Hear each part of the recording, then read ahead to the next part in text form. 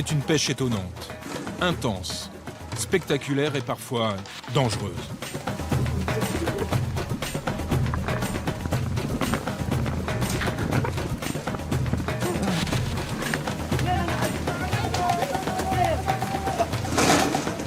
C'est une pêche incroyable dans laquelle l'homme se retrouve face à la nature. C'est une pêche qui, malgré les apparences, laisse sa chance à l'animal.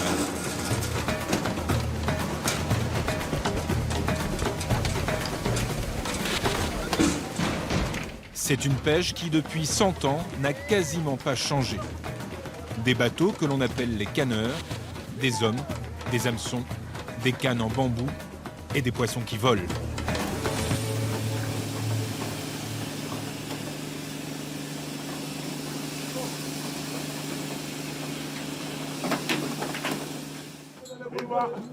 Tout commence dans la baie de Dakar, à bord du Kermanshah. Et le capitaine, c'est Severo. Comme la plupart des patrons de canneurs qui travaillent au Sénégal, il est espagnol. Hé, Pathé! Attrape le cordage! Ils comprennent tous. Et les Sénégalais sont assez doués pour apprendre les langues. Oui, ils comprennent tous l'espagnol. La pirogue se range délicatement le long du gros bateau. Le Kermanshah doit faire le plein avant son départ. Le plein de sardines vivantes.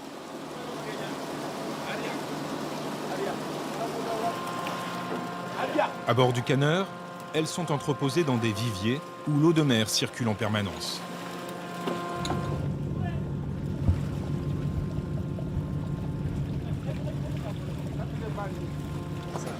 Djibril est chargé de garder les poissons en vie pendant toute la campagne de pêche. Une mission essentielle. Ça peut faire un mois 15 jours. Même 2 mois en mer. Tant que les pompes marchent, c'est vivant. Il faut remplir les 12 viviers du bateau le plus rapidement possible. Alors c'est reparti pour la pirogue. Vas-y, accélère! Va rejoindre l'autre bout pour attraper le filet.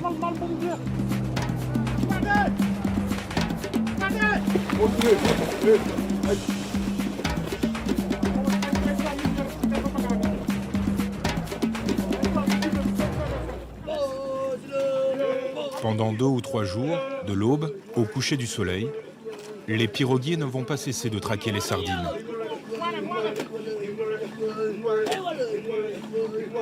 Sur cette embarcation, tous viennent de Thiaroye, dans la banlieue de Dakar. Et beaucoup appartiennent à la famille d'El Hadj. Ses neveux et ses enfants apprennent le métier avec lui.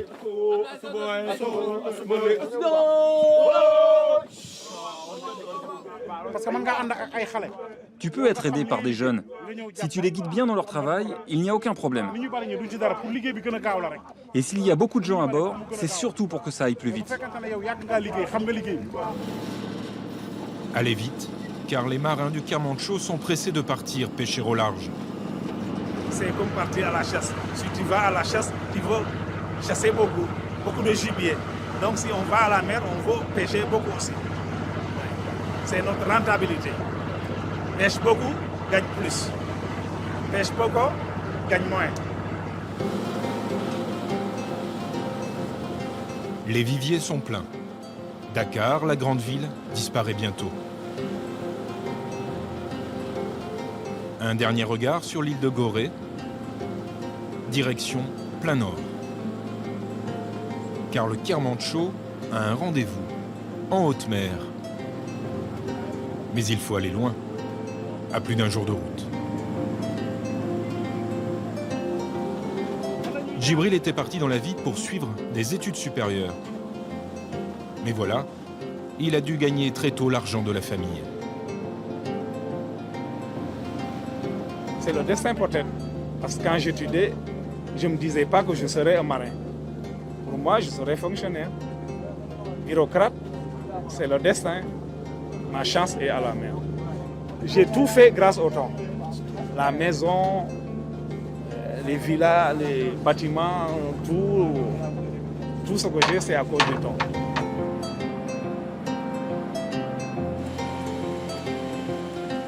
Au fil du temps qui s'écoule, l'équipage peut profiter des derniers instants de calme avant l'action.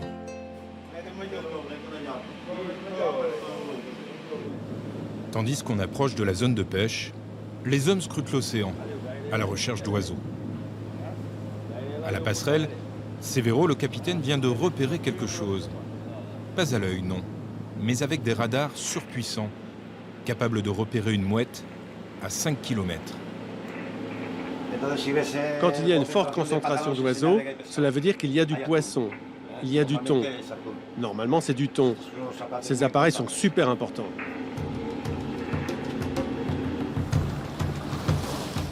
C'était bien des oiseaux. Et ce frémissement sur l'océan, un petit banc de thon.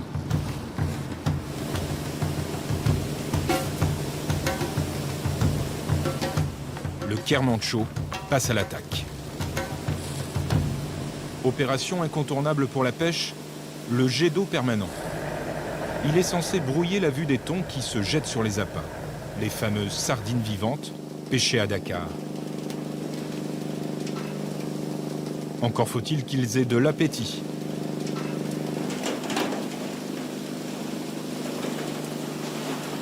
Sur ce coup, visiblement, ça mord très peu. C'était juste un tiki-taka, un coup d'essai. C'est ce qu'on appelle tiki-taka. C'est ce qu'on est en train de faire, mais on arrête. Le gars fait la masse là, on arrête. Ça ne marche pas. Ce n'est pas grave, car les hommes du Kermancho savent qu'un banc de thon plus gros les attend. Ils travaillent en équipe avec d'autres navires et ils se partagent la ressource.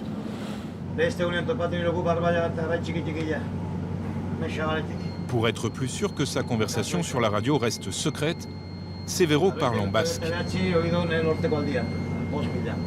Il échange avec le San Francisco, son partenaire, le bateau qui va tout simplement lui offrir un banc de thon sur un plateau.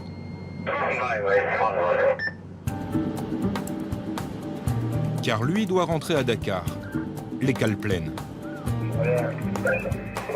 Le rendez-vous se déroule forcément de nuit. Pour mieux tromper le thon, naturellement attiré par la lumière. Le San Francisco n'a pas grand-chose à faire, juste éteindre ses projecteurs.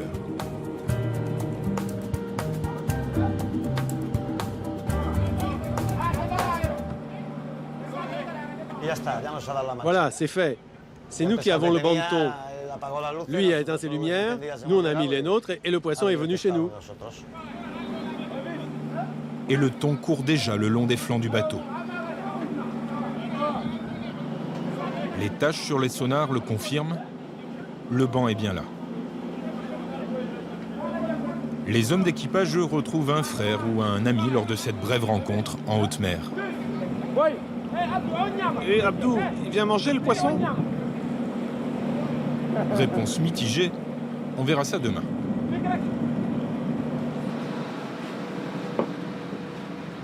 « 6 heures du matin.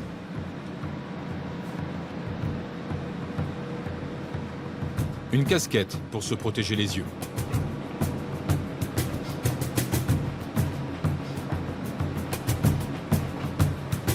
Un échauffement pour préparer les muscles à l'épreuve sportive.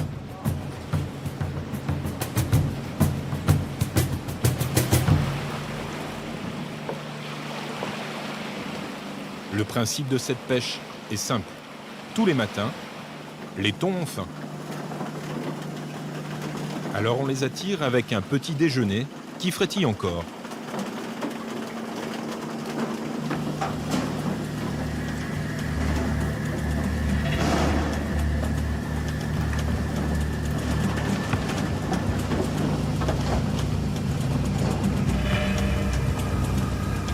Ça commence à piquer, comme disent les pêcheurs.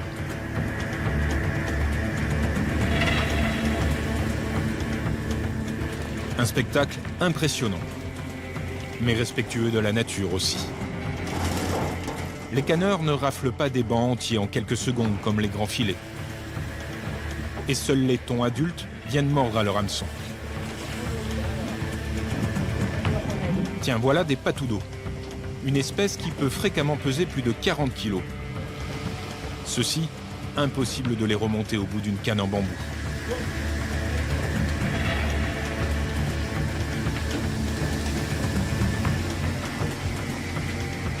Au milieu des marins, il y a Alfonso, un des propriétaires associés du bateau. C'est un pêcheur dans l'âme. Heureux, la canne à la main. Quand tu es sur un bateau, il y a plein de choses qui te passent par la tête. Là, on est sur un bateau espagnol avec des marins sénégalais. Je suis le seul blanc à pêcher. J'ai quand même quasiment 48 ans, je suis crevé, mais je suis avec des gars jeunes et je me sens bien. Oui, je me sens bien. Mais un patron qui pêche au milieu des marins, d'habitude, ça ne se fait pas.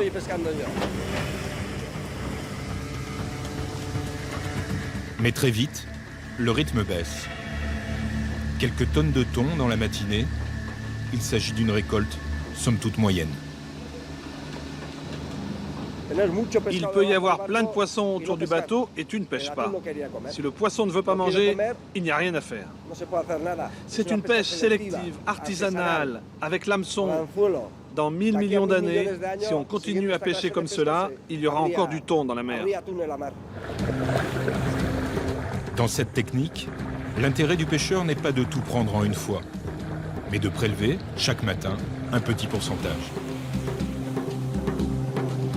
Mais au fait, par quelle bizarrerie de la nature le thon vient-il se mettre à l'abri de son pire prédateur? Djibril, le plus expérimenté des hommes d'équipage, a bien sa petite idée. Le poisson fait le bateau comme une ombre. Vous connaissez l'ombre de l'arbre? C'est quand tu viens sous l'ombre, tu peux dormir. Ici, ils sont toujours sous l'ombre. Quand tu stoppes, ils stoppent avec vous. Quand tu marches, ils marchent avec vous. Maintenant, comme toujours il y a à manger, cause pour laquelle ils suivent le bateau, ils sont habitués à le faire.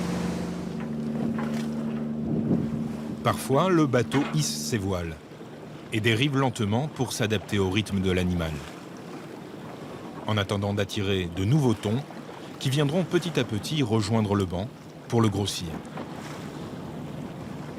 Ce poisson nous connaît déjà. Il connaît la couleur du bateau. Quand les marins regardent, il les reconnaît. C'est un poisson qui est dans le banc depuis trop longtemps. Le poisson qui vient d'arriver dans le banc, lui, il vient manger. Mais le vieux poisson, il connaît les hameçons, il connaît le cuisinier, il connaît tout le monde. 6e jour de mer et une sacrée rencontre. Un bouillonnement à la surface de l'océan. C'est un banc de maquereaux, cernés par des thons qui veulent en faire leur ordinaire. Une aubaine pour les marins. En effet, les appâts vivants commençaient à manquer. Alors avec un peu d'adresse, l'affaire est dans le sac. Et comme les thons semblaient avoir faim, autant en profiter. Les maquereaux repartent directement à la mer. Ça va vite. Les hameçons volent et les crochets aussi. Pas loin de la tête de Gorgui.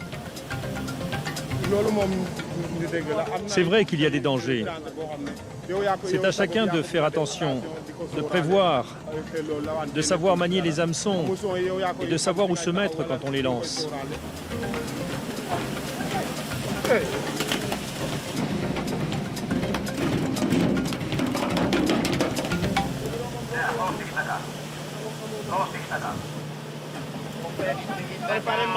Préparez manger.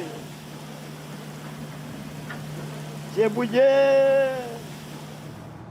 En 5 minutes, Mamadou, le pêcheur, devient Mamadou, le cuisinier. Et tous les jours, sans exception, il prépare le même plat. Tu vois, nous les Sénégalais, on est costauds.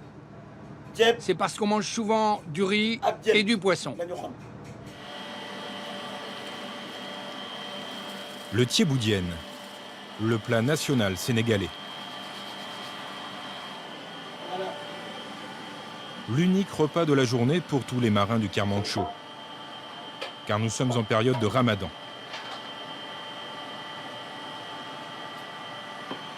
Les hommes devront attendre la rupture du jeûne pour reprendre des forces. Pendant la longue préparation du thiéboudienne, la télé de la salle de repos sera la seule distraction.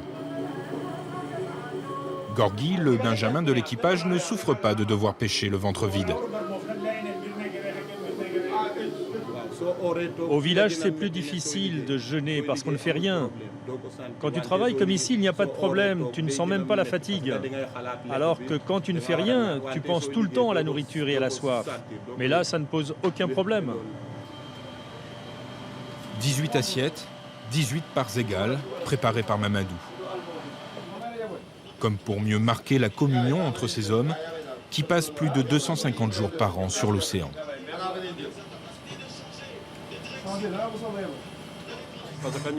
On est presque parents, on vient tous du même coin du Sénégal. Le bateau ne peut pas nous diviser, il nous réunit, on est tous ensemble. Tous ensemble, surtout quand la mer forcit.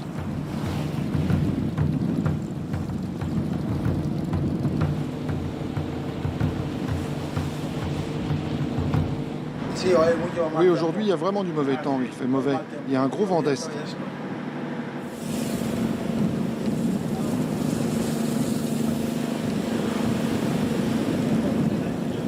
Les hommes vont vite oublier les vagues qui les douchent régulièrement.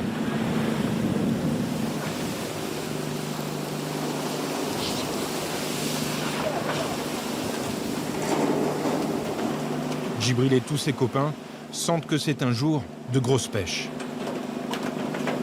Ça, c'est la force et la rapidité, cette façon de pêche-là. C'est la force et la rapidité. Aussi, il y a la technique, parce que c'est une pêche un peu dangereuse. Mais on l'aime parce que c'est rapide.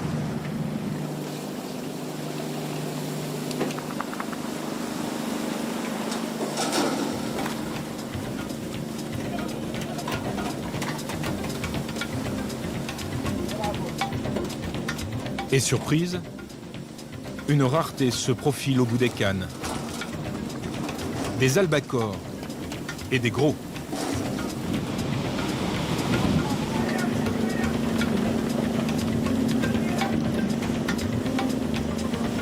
L'albacore, on ne le voit jamais en cette saison d'habitude. Et il se vend plus cher que les autres espèces. Quand le poisson mange bien là, quelquefois on pêche en chantant, en criant, si, pour encourager les gens. Aïe, ouais, les gens, ouais, oh, c'est excitant, ouais. À la passerelle, Severo reste toujours aux aguets. Allez, lancez les appâts, les appâts.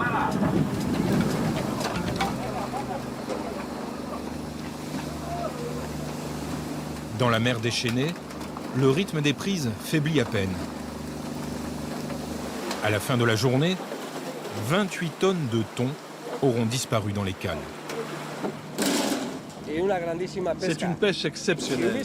Et encore, on avait du mauvais temps. On aurait pu faire mieux. Mais on est super contents. Et le principal, c'est qu'aucun marin ne s'est fait mal. Ni avec les hameçons, ni en tombant, ni avec les poissons. On a super bien pêché. Et on a pêché avec la tête.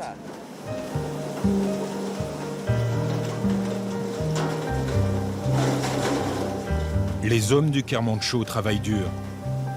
Et parfois, ils gagnent bien leur vie. Après 12 jours de campagne de pêche, les cales seront pleines. Ils rentreront à Dakar. Avec la certitude qu'un banc de thon attendra leur bateau pour le suivre comme son ombre.